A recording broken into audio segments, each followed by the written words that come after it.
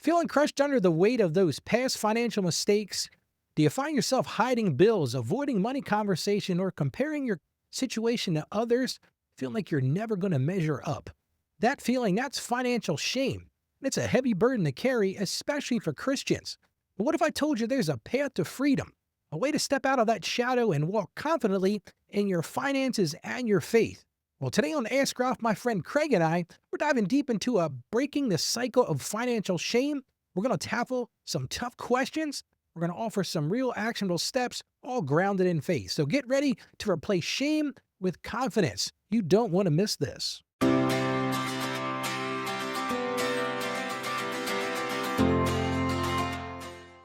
Hello, welcome back to Ask Ralph, the show dedicated to helping you gain financial freedom and grow in your Christian faith. I'm your host, Ralph, and I'm thrilled to have my friend Craig here joining me again today. Craig, thanks for being here to tackle this tough topic of financial shame. You know, truth is, it keeps people stuck, it keeps them isolated and feeling unworthy. But the good news is, God desires for us isn't shame. He wants to have us see freedom and wisdom and confidence all grounded in Him. So today we're going to tackle this head on by answering some emails I received from listeners wrestling with this very issue. So Craig, how about we get started with our first listener question? And this one comes from Maria. Let me put this up on the screen. All right, so this is what Maria had to say. She says, "Hi, Ralph and Craig. This is Maria writing. I grew up hearing money is the root of all evil. And even though I know the verse is about the love of money, I carry deep shame about wanting to improve my finances or even just having debt from trying to make ends meet. I feel like wanting financial security makes me less faithful, and my past mistakes constantly whisper that I'm a failure in God's eyes. How do I reconcile wanting financial freedom with feeling spiritually guilty?" Well, Maria, let me just start by thanking you so much for your honesty. That feeling is incredibly common. You're caught between wanting better and feeling guilty for wanting better. Plus, the weight of past mistakes, their pain points here are just absolutely clear. You're feeling spiritually inadequate. And I think a little bit you're confusing scripture a little bit. You're feeling judged, and you're being paralyzed by guilt. So Maria, I always promise on the show I'm going to give you some simple solutions. Well, one of the things I'm going to tell you right away, things you can definitely consider doing, is start by breaking that thought pattern first thing. What I'm going to encourage you to do is identify one specific negative thought that you have about money and faith, and then find one scripture that offers God's perspective on responsible stewardship or provision. I'm going to give you two that you can go look up. I'm not going to cover them on the show today, but that's Proverbs 21:20 and Matthew 15, and you can look at verses 14 to 30 on those. So, Craig, let's dive into this question. So, Craig, I know this is a tough one, but what scriptures or biblical principles immediately come to mind to help Maria untangle this perceived conflict she has between faith and still wanting stability?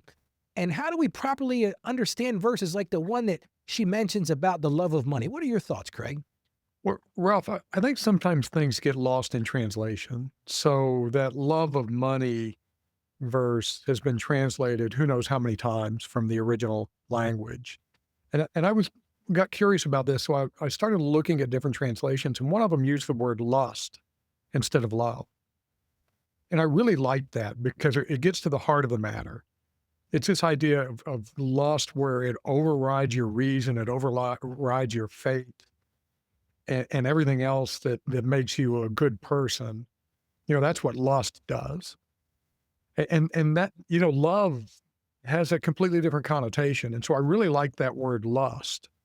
And so to Maria, I would say, as long as you're not putting money above other things, that you're okay.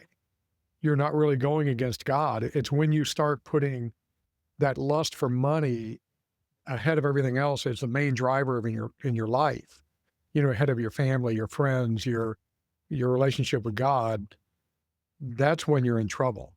But, that verse is not talking about paying bills. I know there's a verse somewhere in Matthew maybe about, the father feeds the sparrows or something along those lines. God wants to provide for you. And in modern society, you need money. So the fact that you need to pay enough attention to your money to be able to meet your needs and your family's needs, well, that's just being a good steward. That's not doing anything wrong. Yeah, I agree with you 100%. I think people what's the word I'm looking for? Poetic justice in using that word love. But I think you're right, Craig. It's so much about the lust of it. If it becomes everything, the central reason while you're doing things, and I think that's a problem. Absolutely. And I tell people on my show all the time, I can teach you to be a real effective scoundrel. But is that really what you want to be? I mean, in that case, I think that is the lust. And I think you're absolutely right. And I think one of the other things I'm hearing Marie saying is I think often people link their net worth to their self worth. And I think it's so easy to get stuck on that. And then because of that, they start to think about their spiritual worth. And the things just don't go hand in hand. So I think we've got to ask ourselves, how can Maria and others listening begin to separate their identity in Christ from their financial situation? And, especially when they feel shame about past mistakes. I've said it on the show many times. You are not responsible for your past mistakes once you recognize those and once you start to do things to improve upon those. Listen, if you're going to continue, and it's going to sound really harsh, but if you're going to continue to wallow in that self pity of, oh, I made this mistake and I made that mistake, guess what? Here's a truth bomb. We all make mistakes. You have to be willing to forgive yourself. Look, God's going to forgive you for the mistakes you made. Now, my personal, theological belief is if you're truly repentant, and that's a big fancy, Christian word. But if and in my view, repentant means you recognize there's a problem and you've made a change, you've asked for forgiveness. It's not going to sit there and hold you accountable for, last week you spent too much on groceries or last week you ate out too many times. And I think the problem is we put people into this box of shame. One of the things when I kind of reinvented the podcast a couple of weeks ago, the show a couple of weeks ago, I really am focused in on helping people break that cycle of financial shame with confidence because so many people are hung up on this. Oh, am I a good steward? And if you're lusting after money, I think that's a problem. What do you think, Craig? Yeah, absolutely. I mean, if you put money above all else, it's a big problem. But Ralph, I'm looking at Maria's question again, and I think there's a little bit of a detail in here that we might want to consider. So she says, I carry deep shame about wanting to improve my finances or even just having debt from trying to make ends meet. And so I want to get your take on this.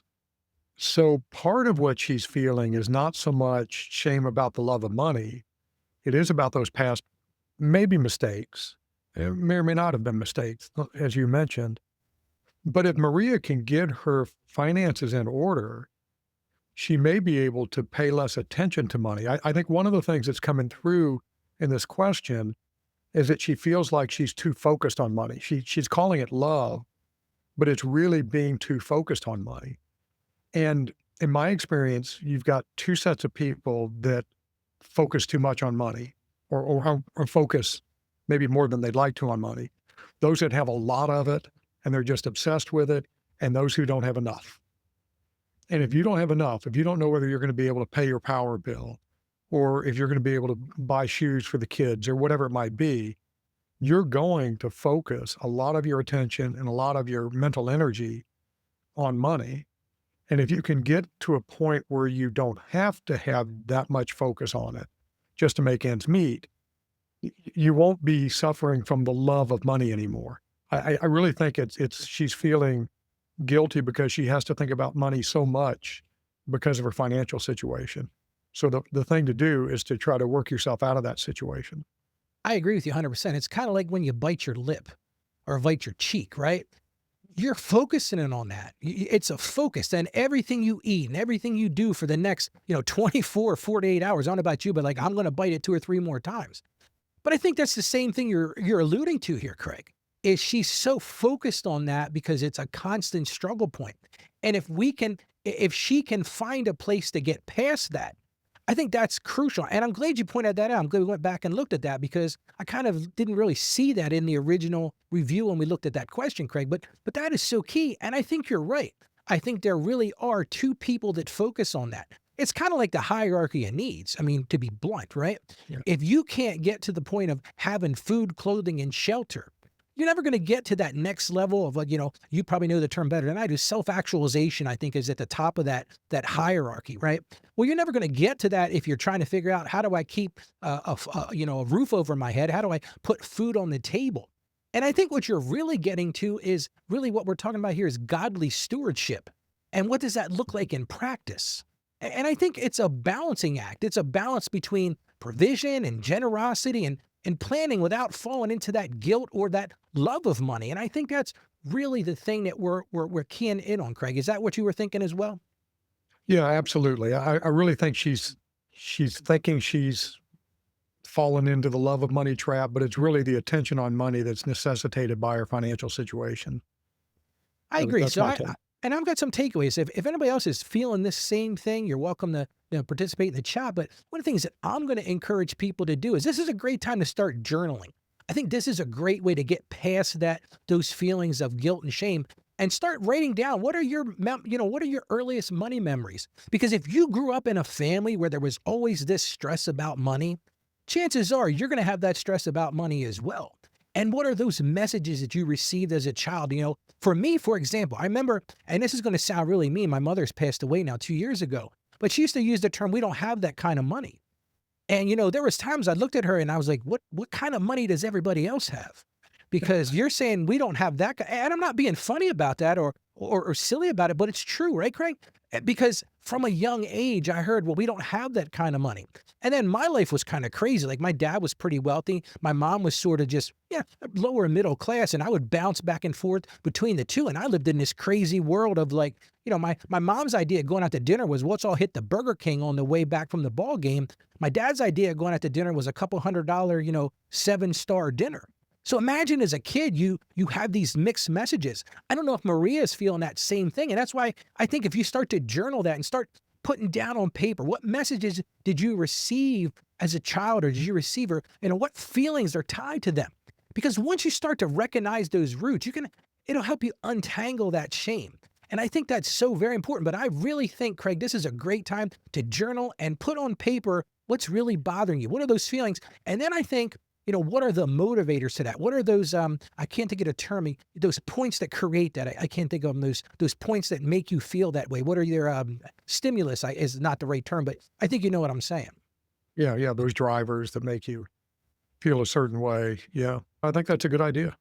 Yeah, and Maria, and at the end of the day, and anybody else who's feeling the same way, look, examine your feelings and then do something about it. And it doesn't have to be something dramatic. I mean, if you're feeling like you're having a hard time, between paychecks, then pick one thing this week and focus on it. That's one of the things I do on the daily show, and I encourage everybody to check it out. Just go to askralph.com. But every day on the show, I talk about a single pain point, and then I give you just a single action item that you can work on. Well, guess what? After 7 days, you got 7 different action items. And I think you just have to start there. And as we've talked about on the show before, it's like build that momentum as you're moving forward. Well, Craig, what do you think about moving on to our second question? Let's do it. And this one comes from David. And this one hits on the shame of secrecy. And I'll tell you what, Craig, when I read this one, I was like, boy, David is in a pickle. So this is what David said. He says, hey guys, this is David. My wife and I haven't really talked honestly about our debt in years. I handled the bills and frankly, I've hidden how bad things have gotten because I'm embarrassed. I let it spiral and now I feel isolated and the stress is enormous. But I'm terrified of her reaction, her disappointment, her anger, her fear. How can I break this silence without causing a massive fight? And more importantly, he ends with, and start working together.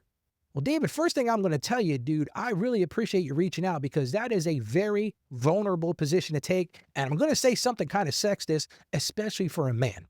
That feeling of isolation and that stress of hiding things, especially in a marriage, that is immense. And you fear that judgment and that conflict is real. So David, I'm going to give you a simple solution right now that I think will help you. And then we're going to get into a little bit of a discussion. But take that first courageous step and schedule a specific calm time to talk with your wife. You got to do that. You cannot continue to live in this marriage where there's secrets as it relates to finances.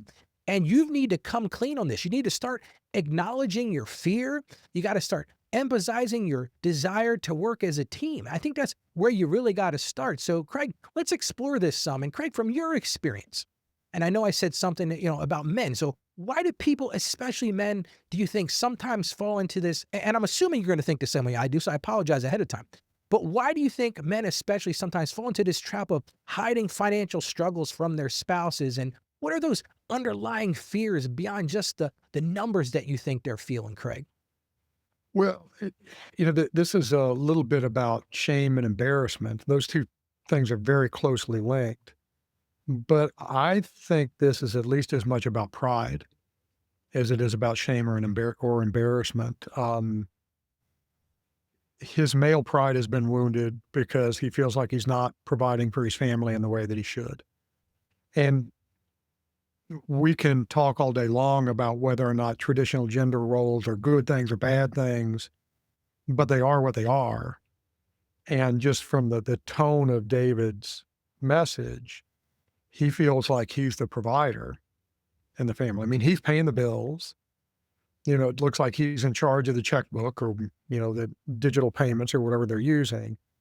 And so it's clear that at least in their relationship, he's got this particular role, and he's feeling like his pride has been harmed through his own doing. But you know what my big message is? And this is going to sound trite. You've probably heard this before, but when you're in a hole, the first thing to do is to stop digging. And so to your point, Ralph, he needs to come clean. And he needs to do it with a sense of humility and trying to kind of absorb the possible blow of his wife being mad at him, maybe with some justification, in order to move forward from here. The past is the past. He's got to suck it up, take accountability for what he's done, and then figure out a way to move beyond it. But a lot of people in this situation, they just keep digging. And that's the first thing. Stop digging. Take accountability, find a way to move forward. No, you're right, Kagan. And I think we both would concur that we know transparency is the key here, right? But that's scary. That's scary to be transparent. It's scary to come clean. So, what practical tips do you think we could offer David for how to structure? I mentioned a few minutes ago, Craig, how to structure that conversation to really foster that teamwork rather than just build conflict. Because I think we need to think about how can he approach it, like you mentioned, with humility and vulnerability. Because guess what?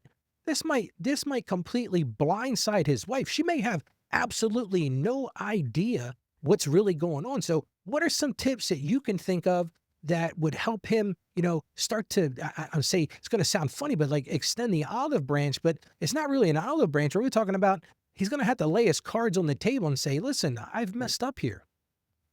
Well, again, this is going to sound sexist, but he's got to man up.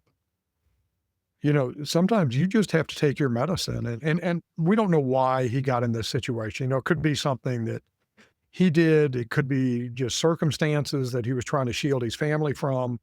So I don't want us to sound like, oh, he's out, gambling away and drinking up the family's money. I mean, it could be that there are just medical bills or something else, and he's trying to shield his family from the knowledge. But regardless, he's got to suck it up and get ready to deal with this. And I think, well, two things: humility and honesty. You don't fix a lack of transparency by being non-transparent. You need to be open. But I would give a little bit of thought to what you're going to do from here. So I mean, I'm trying to project how his wife might feel if he comes to her and says, "Honey, I've screwed up over the past few years. We're in a really bad financial bind. Stop." Versus, "We're in a really bad financial bind, but I got together with this guy Ralph, and he's given me some tips, and here's what I'm doing to try to get us out of this hole. I'm going to be picking up a second job, or I've created this budget, or whatever it might be." But I think it's really different if you just are kind of saying, "Here's what's happened," versus, "Here's what's happened, and here's what we can do about it." So I don't know, what do you think? Absolutely right. I'm going to share something with the audience now. Look, I've been here. I've been in this very situation. I remember when my boys were very young, and honestly, I was trying to live a lifestyle that we couldn't afford.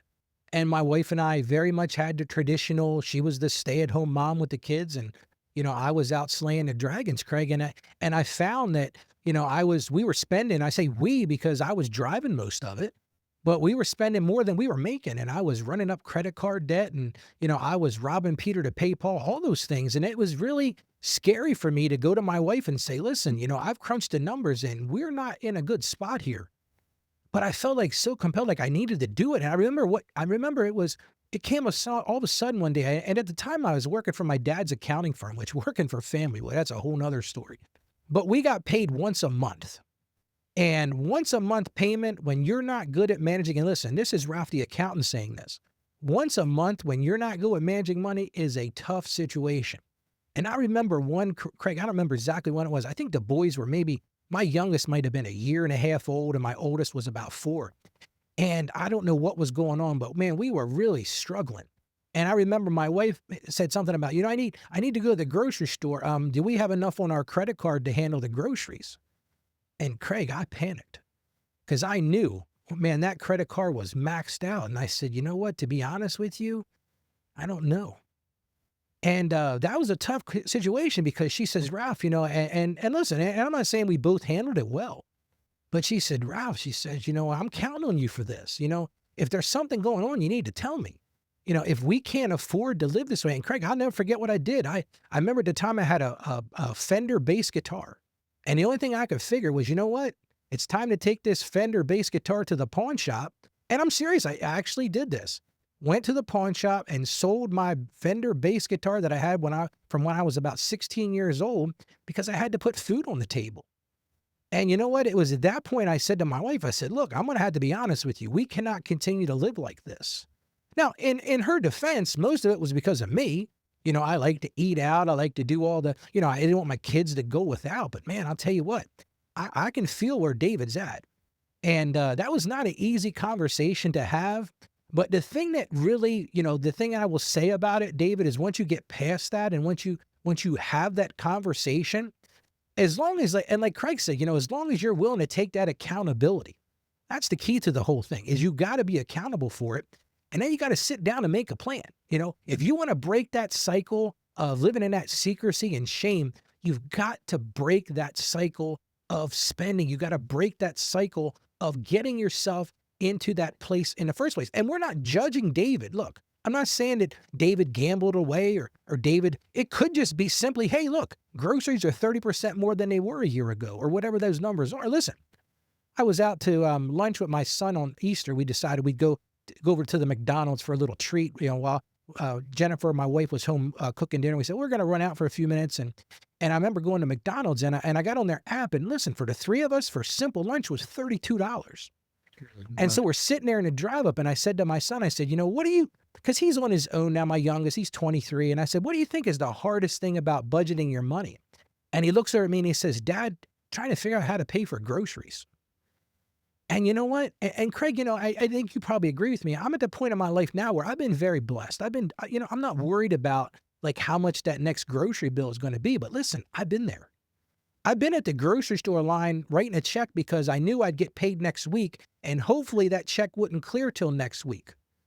So I get it. But the answer to the question is fix the problem. Like you said, come see me. Schedule a consultation with me, watch more or tune in to more Ask Ralph shows. And I'm not saying I have all the answers.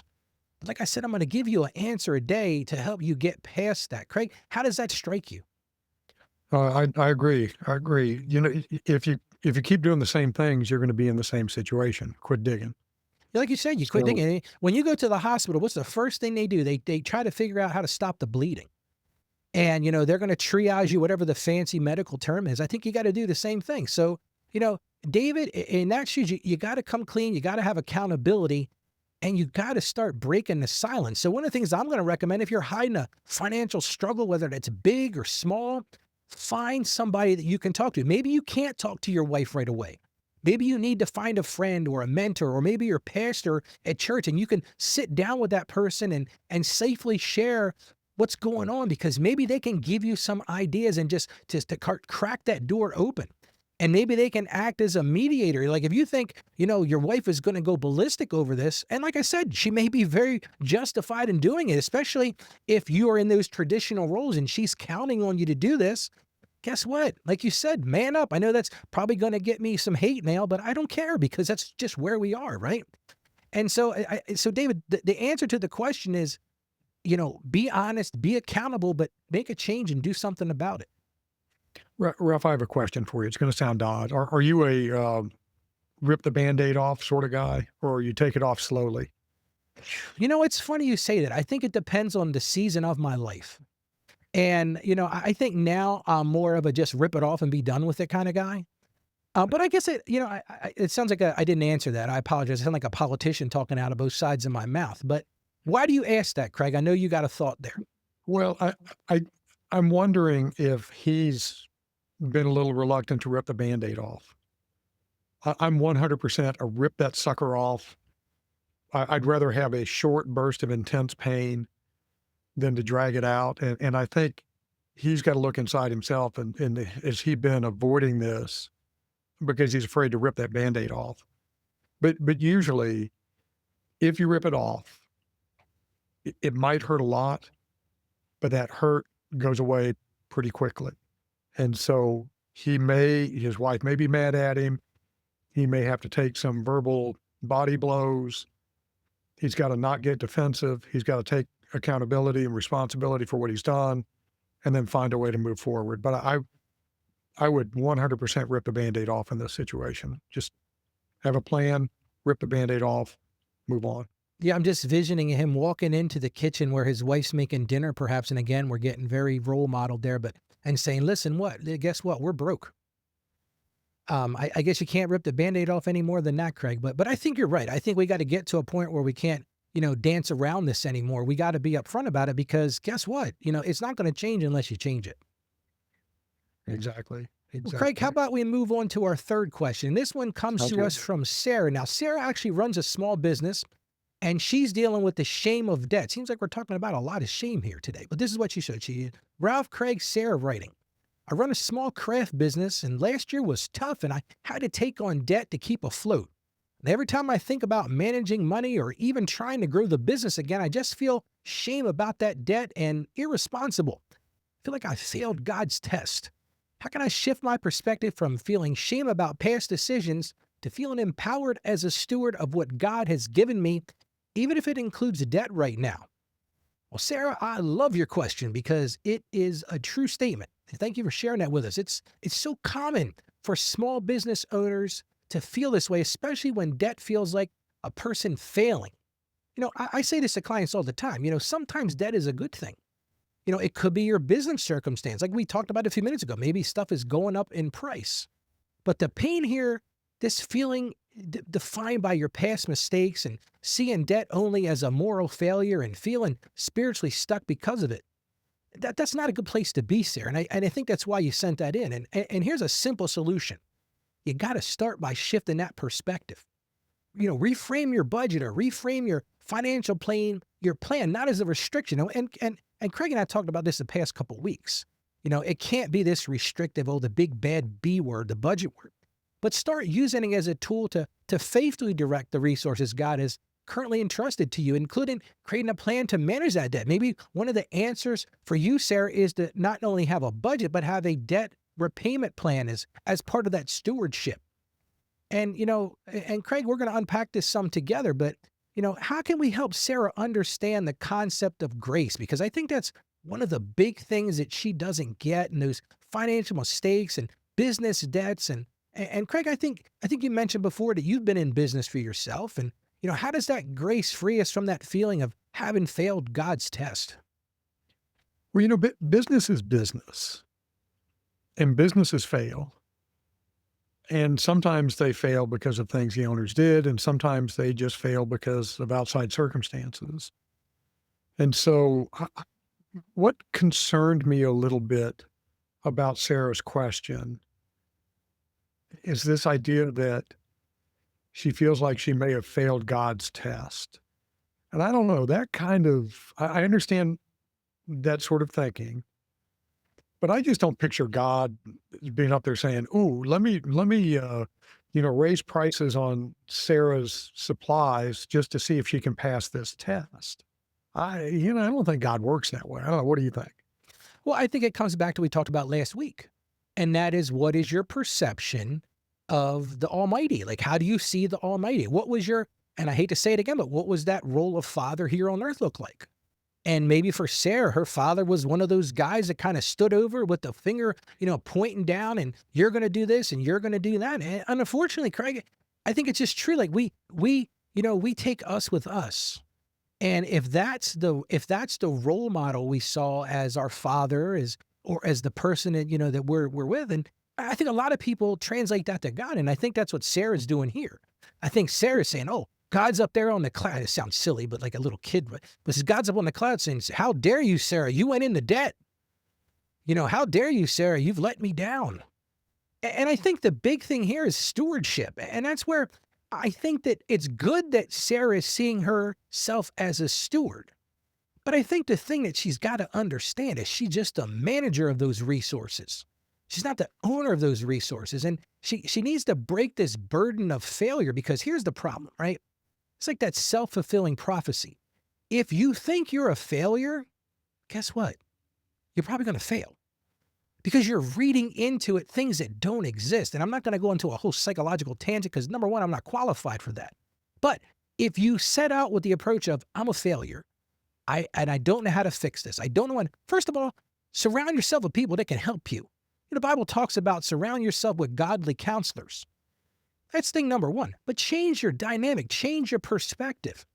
And how are you dealing with that business on a day-to-day basis? Now, look, it could be that Sarah's not a very good business person. And I've had to say to some clients over the years, Craig, I've had to say to clients, "You're a really good plumber. You're good at turning the wrenches, but man, you can't run a business." And sometimes, guess what? Here's the problem. We do this all the time. We put people in charge of things that are really good at the task. But the problem is those aren't necessarily the best people to manage an operation. Like, I remember, it's probably been 20 years ago, I had this guy. He came in, he was a client, and he was just starting his own plumbing business. And he was great at doing plumbing. He was great at plumbing.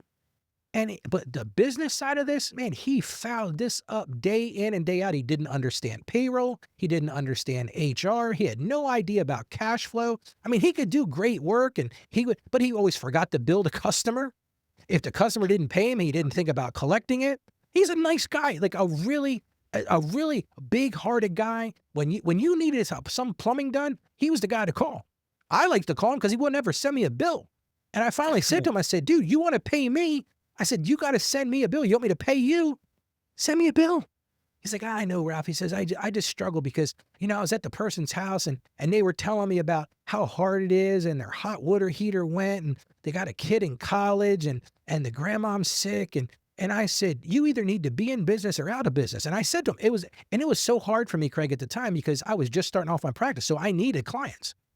And I said to him at this point, his name was Dennis, and he since passed away. I saw he passed away about a year ago. And I said to him, I said, "Dennis, I got some really tough advice for you. I think you need to go back to work for somebody else." And he looked at me like, he's like, "Ralph, what are you saying?" I'm just like, "Dennis, I love you, brother, but you're not a business person. You're great at the task, but you need somebody to tell you, you need somebody to run the business side of it. Not necessarily to tell you what to do, but you need somebody to run the business side of it." And that was a hard conversation, but let me just tell you, after he didn't talk to me for about a week, he called me and he says, "Ralph, I'm selling all my stuff and I'm going back to work for the local water company." And he says, "I've never felt better about that decision." Yep. Now, I'm not saying that's where Sarah is, but the problem is, and I've seen it in organizations, we have a real, person that's really knocking it out of the park, and we're going to make them the manager. Sometimes that's not the best fit. What do you think, Craig? Yeah, the Peter principle. You rise to your level of incompetence. And so there are a number of things going on with Sarah here, I think. Putting aside the God's test bit. One thing is that, as you said, debt is sometimes necessary. So one of the things that I remember, one of the things that surprised me the most in business school was when the professor said, sometimes it's a bad decision to not take on debt. So if you can leverage, there's a whole thing about leverage. If you can leverage a certain amount of debt to increase your profits, then you ought to do it. So just the fact that she took on debt is not necessarily a bad thing, as you mentioned. But what I think she really needs to face right now is everything that's come up to this point is kind of in that sunk cost territory. So that's all behind you. So you took on the debt, any investments you made in the business, that all occurred in the past. You can't go back and undo that. So what you have to do now is figure out what is the right action now. Should I fold the business? Should I change the business? Should I just put my head down and work through paying off the debt? But but forget about how much effort she's put into building the business, and that's really hard to do. And it may be she needs to walk away. It may be she needs to double down. We don't have any way to know that. But I think she has to first face up to the fact that all that stuff that's in the past, she can't do anything about. So she's got to focus on what she should do now. And as I was reading her message and rereading it, I thought, she needs to do a solid root cause analysis. So what got her into this situation? There's a technique called the 5 whys. So Sarah is in a bad place in her business. Why? She had to take on debt. Why? Supplier prices went up. Why? Inflation, whatever. And you keep going. They call it 5 whys, but it might be 3, it might be 8. But you keep going until you get to the root cause.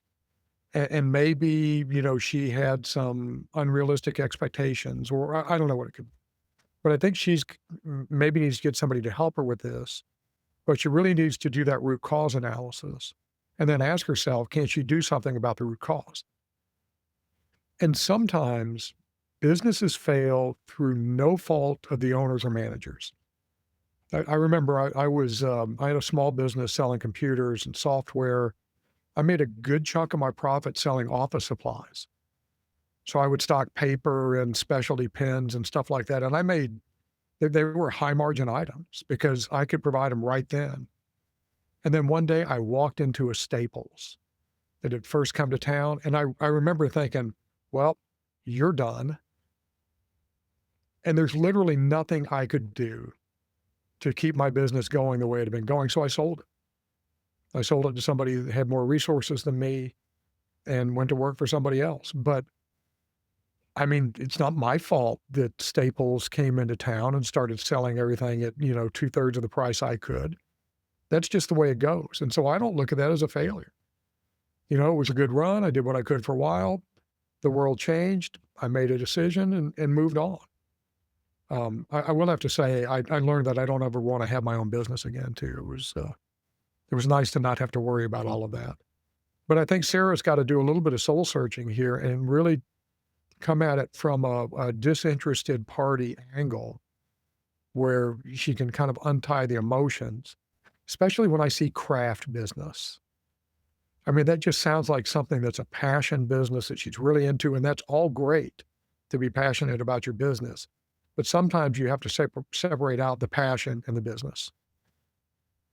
I think you're right, and I love the 5 whys. I think, my kids, I think they would get up to 25 whys sometimes when we were talking through things. No, Yeah, I think but it's important. you'd counter with 26 causes. That's right, Why? 'cause 'Cause that's why, 'cause. Yeah, we would go back and forth. It was like a pickleball match back and forth. But, Craig, I think one of the problems that we're kinda dancing around, though, and I think you kind of address it, though, is maybe Sarah's not ready to face the realities on the ground. And, I've dealt with this with many clients. I've said to clients sometimes, "Listen, your business just doesn't work anymore." And they look at me like, "Well, how can that be?" I'm like, "You can be doing your darndest to make it work, but sometimes it just doesn't make any sense anymore." Well, And like you said, when Staples came to town, I remember it's funny, Craig, because when I was a kid, my dad, in addition to being an accountant, had a office supply business, and sort of similar to sounds like to what you did. And there was a time when, that was how you bought your supplies. I mean, everybody went to the office supply people and you bought your paper and you bought your pens and pencils. Well, I mean, now it's even a whole different discussion with Amazon and all that. But Staples was like, I remember going into a Staples the first time I saw one, like, this is the coolest thing ever.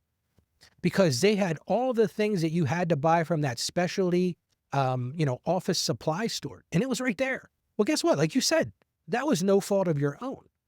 But sometimes it is your fault too, though, Craig. And I think Yeah. that that's where the wise is going to be such a huge thing for Sarah. And I don't know that maybe Sarah's, it's going to sound terrible, like wallowing in self pity because she doesn't want to come to that realization that this is a hobby, this isn't a business. Maybe she quit her full time job to pursue something she really loves, and that's great. And I encourage people to do that every day.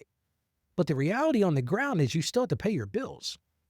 That's right. And, if you can't make a go of it, then you can't make a go of it. So I'm going to give a couple action steps here for listeners. One of the things that I'm going to say at this point, Sarah, you sound like you're very faithful. So one of the things that I would tell you to do right from the beginning is pray about it.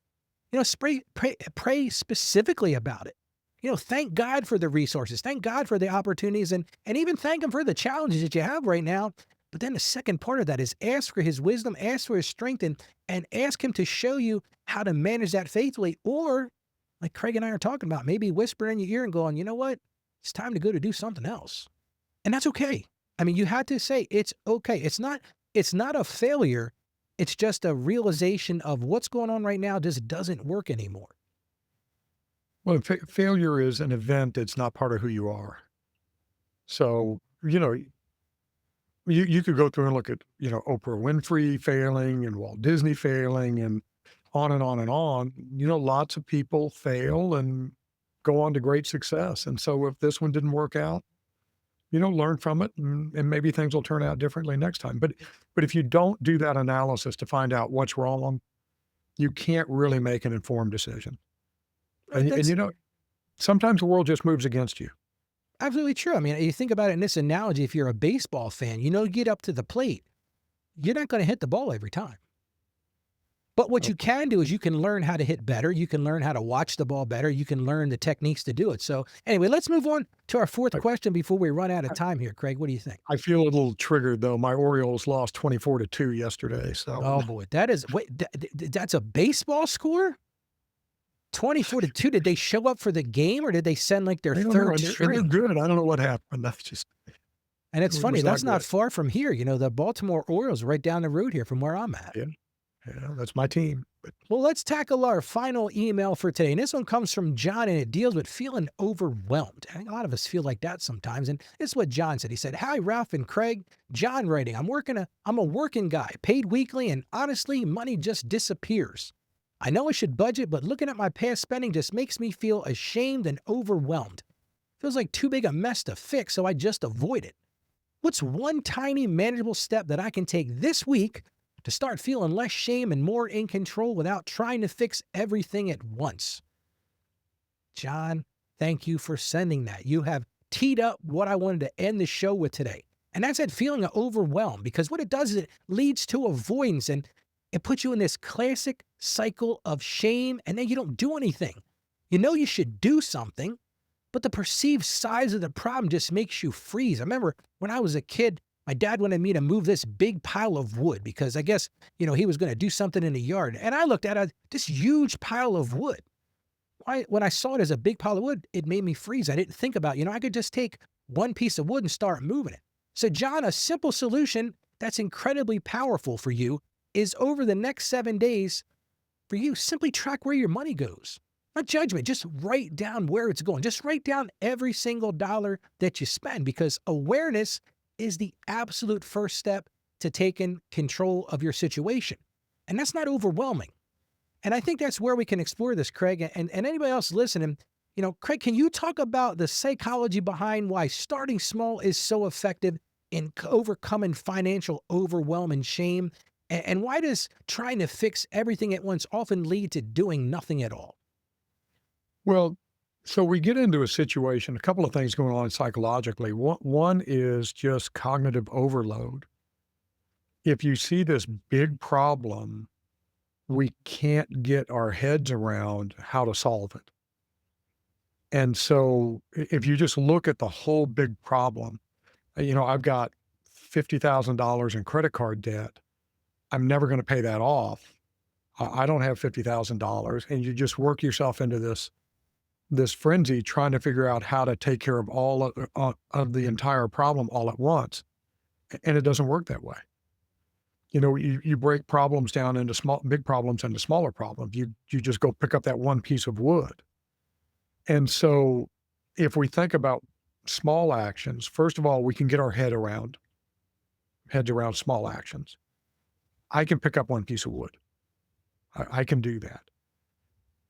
But there's another more subtle piece to this is there's a little bit of pleasure and satisfaction from gaining that small win. So I moved that piece of wood and that not only was I able to do that small thing successfully, and I feel good about that, but now my big thing is a little bit smaller. Instead of 200 chunks of wood, now there's 199 and then 198 and then, so on and so forth. And so we get that little bit of pleasure that provides some incentive for taking the next step because we like to feel good. And so if you feel good a little bit, you want to do whatever made you feel good. Again, I didn't say that very well, but you want to keep that good feeling going. So you go do the next thing and the next thing and the next thing. And we call it a virtuous cycle. It's this virtuous cycle where one good thing leads to another good thing, leads to another good thing. And, pretty soon you're in a much better situation. So there really is some very solid psychology behind that approach. But Craig, I'm going to take devil's advocate position here and look at what David wrote. And that is he can't figure out how to get started. And that's a hard thing. Like you and I, and I'm guilty of this too. Like I jumped right into giving him advice about start tracking things. He might not even be ready for that. Like I'm not even sure he can handle that at this point.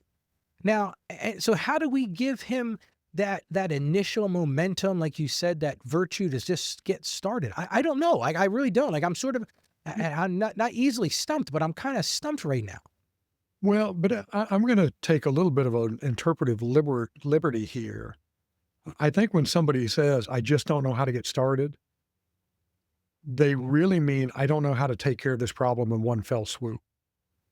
It's not really, I don't know how to get started. Whatever it is, because I've said the same thing. I just don't know where to start. Well, you know how you start? You do one thing. I'm working on a big paper right now, and I'm up against a deadline. I'm not sure I'm going to make it, and this could be a big deal. And it occurred to me, well, you're thinking about this paper is this one big thing. First, create an outline, and then take one section of one piece of that outline and write those 200 words. I mean, I can write about 500 words in about 10, 15 minutes if I know what I'm going to write. All right, so this 8 or 10,000 word paper is just a bunch of 400 or 500 word chunks all strung together. And so really, I literally was thinking the same thing in a much less serious circumstance. I got this big thing. I don't know how I'm going to get it done.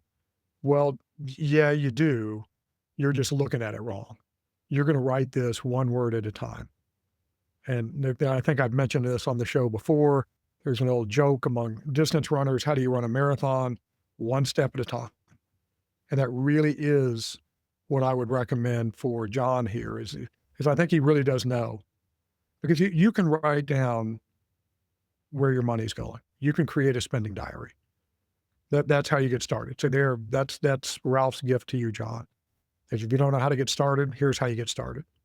And it's something that's entirely within your control.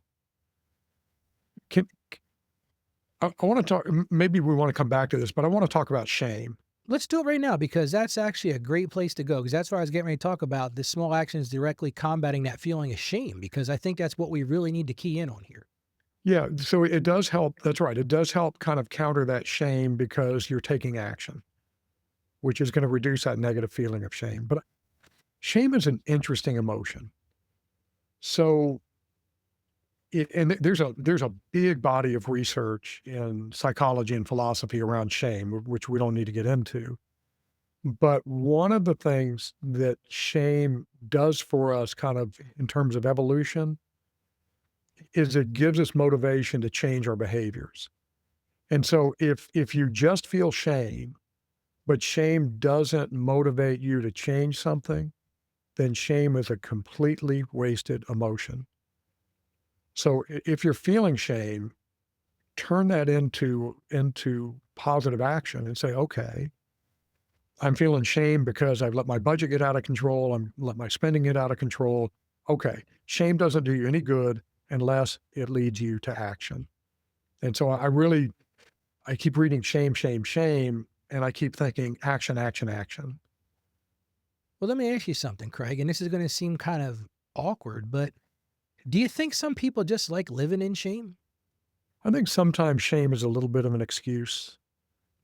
The shame, well, it's almost like it's a what we call a vicious cycle. So you feel shame and then you don't do anything about the shame, and then you feel more shame because you haven't done anything about the shame. That leads to more shame, and et cetera, et cetera, et cetera.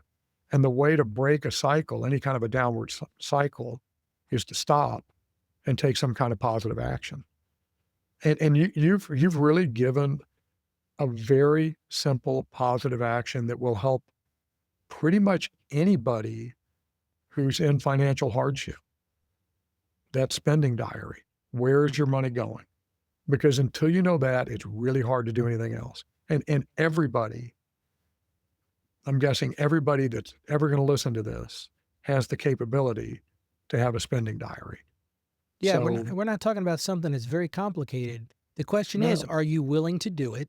And then second tier to that is, are you willing to do something with the data that you collect? Are you willing to say, you know what, I got a problem here? Are you willing to say, I've got to change something here? Because you can continue to live in shame and you can continue in like Craig said, that vicious cycle. It's just going to get worse. It's not going to get yeah, better. It's not well, going to get better. no, no. I mean, you've got to take action. If things aren't the way you want them to be, you got to take action. Yeah, I agree with you. So Maria, David, Sarah, John, thank you again for sending in those letters. And I appreciate your courage and I appreciate you sharing your struggles. And you're not alone in this. And based on our discussion today, Craig, it is clear there is hope. And the core message today, folks, is that financial shame is not from God. It's just not.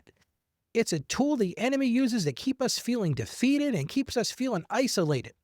But as we discuss, and I'm going to take a little poetic license here, through Christ, we do have grace for the past, we have wisdom for the present, and hope for the future. We break free by confronting the lies with truth. We break free by choosing transparency over secrecy and embracing our role as stewards.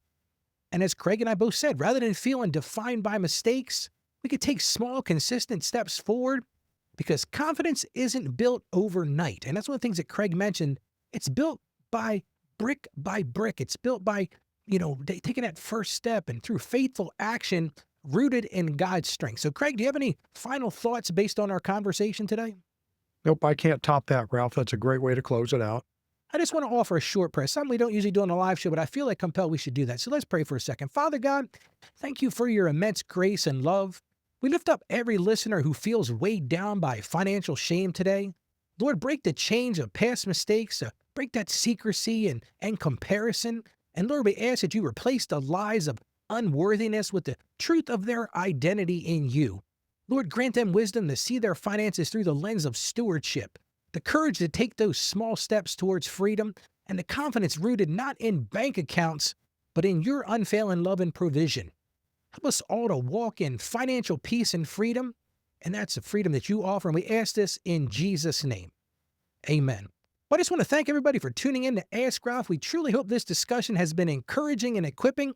And thanks again to Craig for joining me today and sharing your wisdom, Craig. And remember to visit our website. You can do that at askralph.com for more resources and show notes. And I want to encourage everybody, share this episode with someone you might feel needs to hear it. So until next time, keep seeking financial freedom and growing in your faith. Stay financially savvy, and God bless you.